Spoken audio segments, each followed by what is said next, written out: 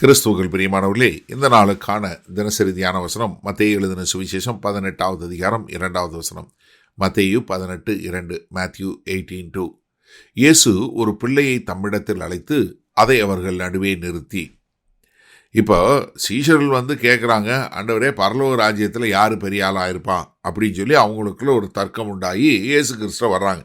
ஏன்னா சபைன்னு வரும்போது யார் பெரிய ஆளாக இருப்பாங்க அப்படிங்கிற ஒரு கேள்வியை கேட்டு வர்றாங்க. இப்போ இயேசு கிறிஸ்து அவங்க என்ன பண்ணுறாருன்னா, இப்போ நம்மகிட்ட இருந்து ஒருத்தன் கேள்வி கேட்டிருந்தாங்கன்னா நம்ம என்ன சொல்லியிருப்போன்னு தெரில. எனக்கு இயேசு கிறிஸ்து ஒரு பயங்கரமான தன்னுடைய அதிகாரத்தை பயன்படுத்தி ஒரு பயங்கரமான ஒரு லெக்சர், இந்தாங்கப்பா எல்லாம் கேளுங்க அப்படின்னு சொல்லி ஒரு காரியம் பண்ணல. மாறாக என்ன செய்கிறாருன்னா, அவங்களுக்கு கண்களுக்கு முன்பாக அவங்க மறக்கவே முடியாதபடி ஒரு ஓமானமும் ஒரு காரியத்தை செய்கிறார். என்ன செய்கிறாரு? அவர் ஒரு சிறு பிள்ளையை எடுத்து அவர்களுக்கு முன்னாடி நிறுத்துறாரு. என்னன்னா, ஒரு பரலோக ராஜ்யத்தில் ஒரு மேன்மையுள்ளவனாக இருக்க வேண்டும். பரலோக ராஜ்யத்துக்குள்ள ஒருத்தன் வரணும்னா எப்படி இருக்கணும்னா, அவன் ஒரு சிறு பிள்ளையை போல இருக்க வேண்டும் என்பதற்கு அடையாளமாக ஒரு சிறு பிள்ளையை கொண்டு வந்து நிறுத்துறாரு. இந்த சிறு பிள்ளைகிட்ட என்ன பார்க்குறோம்? அந்த சிறு பிள்ளை முழுக்க முழுக்க தன்னுடைய தாய் தகப்பனை நம்பி இருக்குதா? ஆமாம். அந்த சிறு பிள்ளைக்கு ஏதாவது பேச தெரியுமா? ஏதாவது சொல்ல தெரியுமா? எனக்கு சாப்பாடு வேணும், எனக்கு பசிக்குது, என்ன ஏதாவது தெரியுமா? அந்த சிறு பிள்ளை என்ன பண்ணும்? எது வேணாலும் அழுகும். அதை பார்த்து போகக்கூடியது. ரெண்டாவது, இந்த சிறு பிள்ளைகிட்ட இன்னொரு காரியம் என்ன இருக்குது?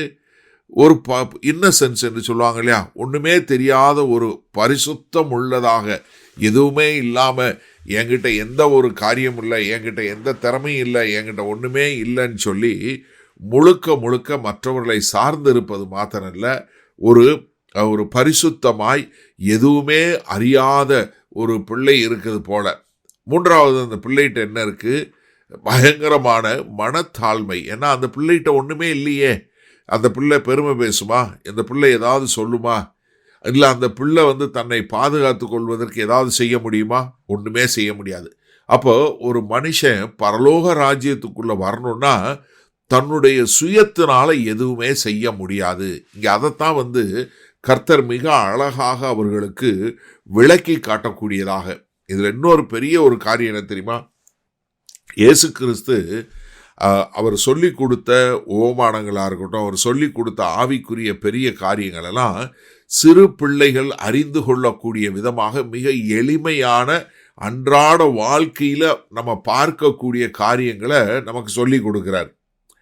தாவீது சொல்லும்போது 131 சங்கீதம் 2வது வசனம் சொல்லும்போது, தாயின் பால் மறந்த குழந்தையை போல் நான் என் ஆத்துமாவை அடக்கி அமர பண்ணினேன்.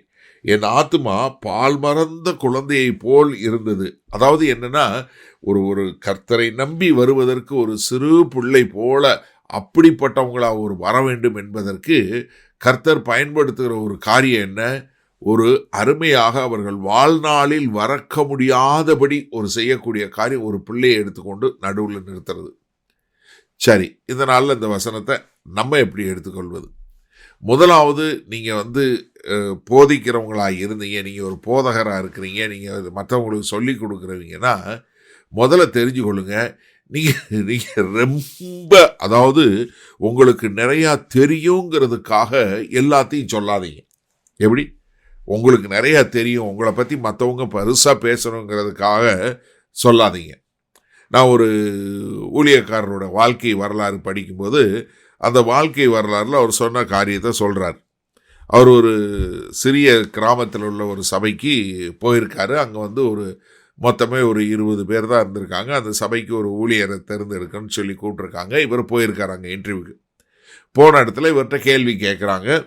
இவர் ஒரு பிரசங்கம் பண்ண சொல்கிறாங்க. இவர் ஒரு பிரசங்கம் பண்ணுறார். இவர் என்ன பண்ணுறாரு? தனக்குண்டான எல்லா திறமையும் பயன்படுத்தி பயங்கரமான வார்த்தைகளை போட்டு ஒரு பயங்கரமான ஒரு பிரசங்கம் பண்ணி முடிச்சிடறார். முடிச்சதுக்கப்புறம் தன்னுடைய பிரசங்கம் எப்படி இருந்தது அப்படின்னு கேட்குறக்கா ஒருத்தர் கேட்குறார். அப்போ ஒருத்தர் சொன்னாராம், நான் மாடு மேய்க்கிறவன், இதெல்லாம் மாடு தான் வச்சுருக்கேன் அப்படின்னு சொல்லிட்டு சொன்னாராம். என்கிட்ட நிறைய வைக்கோல் இருக்குது அப்படிங்கிறக்காக எல்லா வைக்கோலையும் எடுத்து ஒரே நாள் மாட்டுக்கு முன்னாடி போட மாட்டேன். மாட்டுக்கு என்ன வேணுமோ அதைத்தான் நான் கொடுப்பேன் அப்படின்னு சொன்னாராம். எனக்கு அருமையானவர்களே, நம்ம என்னன்னா, கர்த்தராகிய இயேசு கிறிஸ்து நாம் லெகுவாக புரிந்து கொள்ளவும் அறிந்து கொள்ளவும் கூடிய காரியங்களை தான் நமக்கு விளக்கி கொடுத்தார். அதனால நம்ம என்னன்னா, நம்மளை நம்பி, நம்ம சுயத்தை நம்பி எதுவுமே வர முடியாது என்று சொல்லக்கூடியதாக. ஏன்னா சின்ன பிள்ளைங்க என்ன பண்ணுறதுல, எதையும் காம்ப்ளிகேட் பண்ணாமல் என்ன பண்ணுது, அது பாட்டுக்கு போகிறது போல். அதனால் நீங்கள் ஒரு சிறு பிள்ளையை போல கற்றுக்கொள்வதற்கு, திருத்தி கொள்வதற்கு நீங்கள் உங்களை ஒப்பு கொடுக்கும்போது நீங்கள் கர்த்தருக்கு ஏற்ற பிள்ளைகளாய் வாழ முடியும். வல்ல பிதாவே, இந்த அருமையான நல்ல நாளுக்காய் நன்றி. இந்த செய்தியை கேட்டுக்கொண்டிருக்கிற ஒவ்வொருவரும் தங்களுடைய சுயத்தினால ரட்சிக்கப்படவில்லை, முழுக்க முழுக்க உம்மை சார்ந்து இருக்கிறதுனால ரட்சிப்பு உம்மிடமிருந்து வந்தது, இதன் மூலமாய்தான் பரலோக ராஜ்யத்துக்குள்ளே வர முடியும் என்பதை உணர்ந்து வாழ எங்கள் தேவன் கிருபையும் இரக்கமும் பாராட்ட வேண்டுமாய் இயேசு கிறிஸ்துவின் மூலம் ஜெபிக்கிறோம் ஜீவனுள்ள வல்ல பிதாவே, ஆமென். கர்த்தர் உங்களை ஆசீர்வதிப்பாராக. நாம் இன்று மாலை மன்னால சந்திப்போம்.